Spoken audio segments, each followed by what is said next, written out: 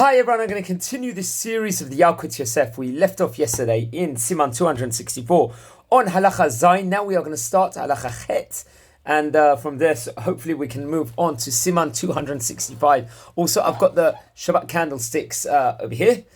One of the things that's got a piece missing, but let's continue. We're talking about what are Shabbat lights to consist of in the last session over here. So one of the things is clear kerosene. Can that be a case or not? Im ein lo shemen o nerot shava ורוצה להדליק נר שבת בנפת לבן, מותר להדליק בנפת בזמן הזה, שהרי הוא מזוקק ואין בו סכנה ולא ריח רע, וגם אינו, okay, if one doesn't have candles or olive oil to kindle the Shabbat lights, it's allowed to use kerosene fuel over here, even though the Talmud actually forbids it itself. Why is this, friends? The kerosene we use nowadays is processed, so it's not dangerous to use, and it's not got a very, very bad odor, smell also. Nor does it exude noxious fumes, as they say.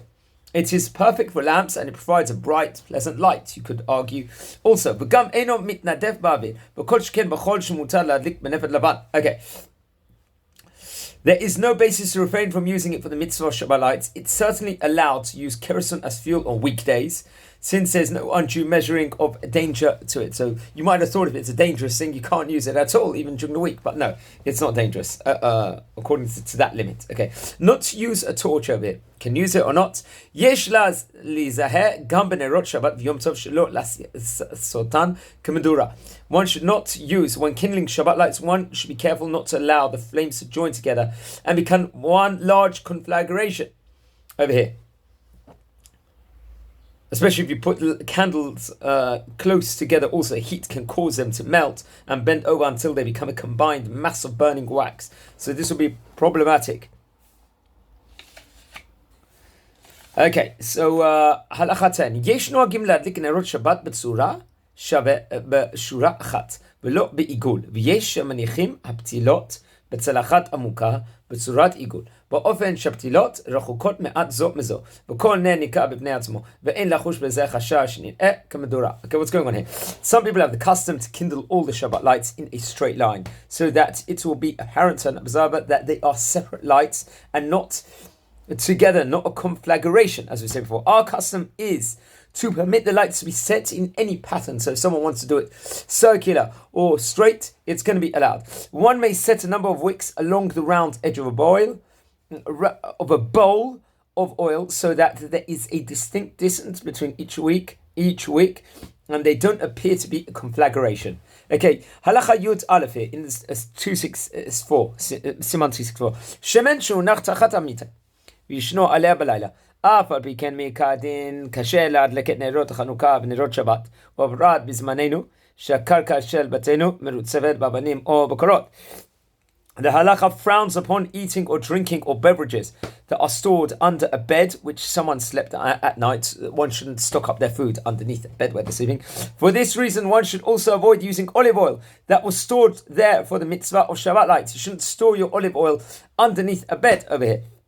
If this happened, the oil may still be used, since in our times, our floors are covered with tiles or wooden slats over here. So that is the reason why. ובפרט בזמנו שהקרקע של בתינו מרוצפת באבנים או בקורות, שאפילו לעניין אכילה, מותר לאכול מאכלים שהונחו תחת המיטה. It's allowed to eat, ideally not to store it there, but you can still eat it. Only if you haven't got much money or you haven't got much food, then in a pressed situation. If you've got other oil, use the other oil to light. You're allowed to, if it's a bitter oil, in general, you're allowed to light with it, although you cannot, it's not fitting to eat with it. Okay, halacha yud bet over here. Quality of the wicks. What's a quality like, friends, over here? Let's look into it. Okay. Number 12, י"ב. אין עושים פתילה לנר שבת בין נר שעל השולחן ובין שאר הנרות שבבית. מדבר שהאש אינו נאחזת בפתילה, אלא שהשלהבת קופצת, כגון צמא בהמה ושאר וכדומה. Okay. Regarding Shabbat lights, as well as any other oil lamps that one lights in one's house for Shabbat illumination, one may not use wicks that cause the flame to constantly flicker up and down and do not hold the flame evenly. Wool and hair are examples of materials one must avoid using over here. Okay, now we're on a new section. Leaving a plate under a lamp on Shabbat over here. Loud or not? Let's find out. Siman 265, friends. Kelim הנטענים תחת הנר. Okay, א', אין נותנים בשבת כלי תחת נר כדי לקבל את השעבה או את השמן הנוטב מהנר. You shouldn't leave a kli, a plate or something, under the candle, under the light, in order that it's going to be a receptacle, take some of the wax or the oil that's going to drip from the candle. There's this concept called mevatel kli mechano. It says in parentheses, שהכלי היה מותר לטלטלו, וכעת שנטב לתוכן, השמן או שעבה נעשה בטלטול. Okay.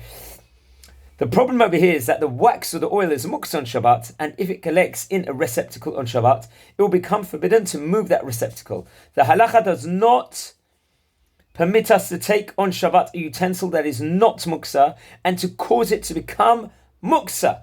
This prohibition is called mevatel kli mehechamo, nullifying a utensil for its usefulness. Rashi actually explains, in a side note, that this is forbidden because it appears to be an act of malacha, of soter, destroying. Tosfot explains that it appears to be an act of bona, building,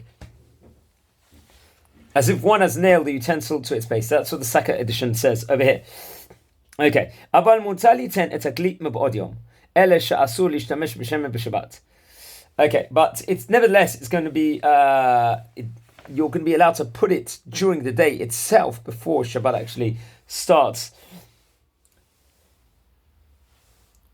You can actually put it before the Shabbat actually starts and leave it there to catch the dripping oil or wax, potentially. The wax and oil that does drip on Shabbat, however, itself is muksa. It may not be used or moved, and neither may the receptacle be moved.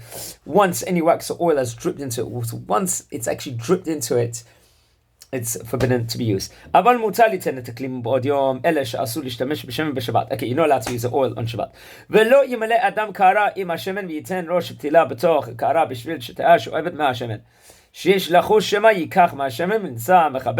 Okay, in the age of oil lamps, one way of arranging for a long burning lamp was to set up a bowl filled with oil next to an oil lamp, with one end of a cloth band submerged into the bowl, and the other amount of oil into the lamp, to an oil lamp, with one end of a cloth band submerged into the bowl and the other end into the lamp. As the oil in the lamp is burned up, the cloth acts as a, let's call it a siphon, to replenish the amount of oil in the lamp.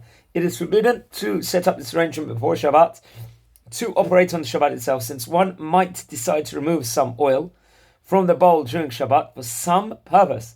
Although the oil in the bowl seems to have nothing to do with the flame in the lamp, removing the oil from the bowl shortens the lifespan of the flame, and it's therefore considered an act of mechabe, extinguishing over here. So that's the problem with it. Moving the Shabbat lights, are you allowed to or not? Two short halachot here. Ner shbircho alav b'dlikuhu lichvod Shabbat. You've lit your candles and said a bracha on it. Asur l'tzoltzolo, you can't move it now. Even if you didn't do the kiddush and didn't actually accept Shabbat upon yourself, because there's this concept over here that over here you've lit the candles over here. It says once Shabbat does begin, it's forbidden to even touch any boiling lamp for fear that one might accidentally tip and cause the flame to rise or fall.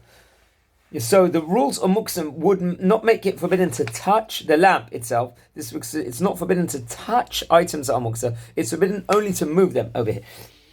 I'll add on. ואסור לגעת בכל נר שמן דולוק בשבת, אף אם אינו מטלטל את הנר ממקומו, שאף שאין לעשות בזה משום טלטול מוקסה, שהרי אינו מטלטלו. מכל מקום יש לחוש על ידי הנגיעה יטעה השמן או שיעבור על ידי כיבוי, ולכן אם השולחן רעוע במקצת, אין להדליק עליו נרות שבת או שאר נרות באופן שיש לחוש שאמה יננה את השולחן יעבור לידי כיבוי והברה. There's a worry that if you're going to put it on a very shaking table over here, the lights, the candles that which you're going to light your Shabbat candles on, it's a problem. You shouldn't, because there's this worry that it's going to fall down, it could extinguish, or other reasons also. Let's see if I can add something else onto it. Yeah, so just as I said before, it's not allowed to move these candles on Shabbat. once you have lit them, even if you didn't bring the Shabbat upon it oneself also. Okay, halacha gimel. Mutar letzet mele Shabbat ma'im letoch kara shemen kedei lagvia et hashemen. You can put water along with the oil before you light the candles, because it's going to raise the oil. V'ladlik sham et haner, and then it's going to be in a position to light the ner. Even though that it's going to actually extinguish once it reaches a point of the water over there.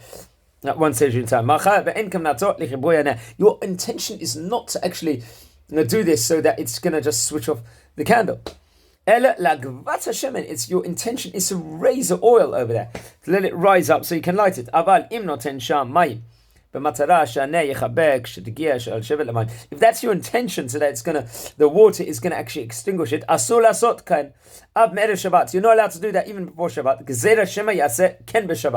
because if that's your intention, perhaps you're going to come to do it on Shabbat itself. And also there's this worry that they may add water to a burning lamp even on Shabbat. Okay, let's try and do another very, very tiny topic. Only two short halachot here. Siman 266, finding lost items on Shabbat. I found wallet. What's the thing? Matzah. Aleph. This is Siman 266. Matzah anaki. O me'ot b'Shabbat. Asur litlo. אף על פי שיראה פן יקדמנו אחר, ואף אם לקחו ועומד תחתיו ואינו מעביר ד' אמות ברשות הרבים.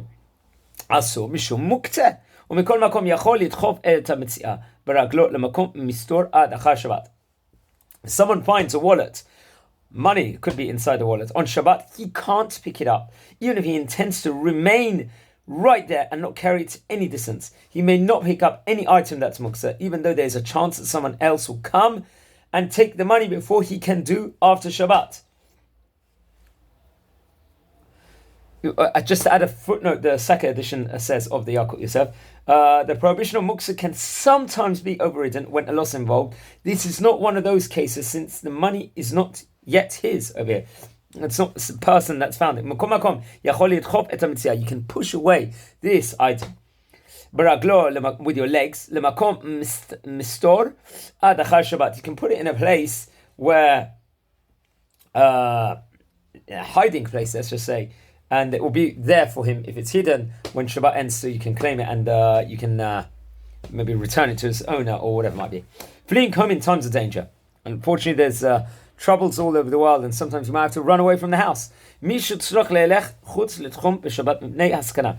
Someone's got to run outside of the area of the Tchum because of a danger over here. Has to go beyond the Tehum, something similar. It's better you ride on a donkey, if you can do this. It's preferable to ride on a donkey or another animal rather than go by foot, so that one will not directly transgress the sin of passing the Tehum Shabbat, if that will be just as safe, potentially. Okay, next topic will be on Friday afternoon. We're going to talk about next time on Siman 267. Wishing you all a great day. This Lilu Nishmat, Rabbi Leo D's wife, Lucy, and his two daughters, Lilu Nishmat. And everyone have a great day, and please watch over the other videos I've done in the Yalkut Yosef series.